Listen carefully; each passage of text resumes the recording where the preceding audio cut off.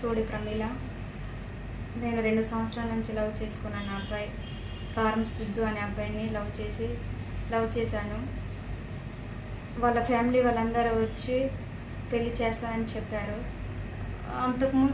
ముందు రోజు 10వ తారీఖు నాకు ట్యాబ్లెట్స్ ఇచ్చారు.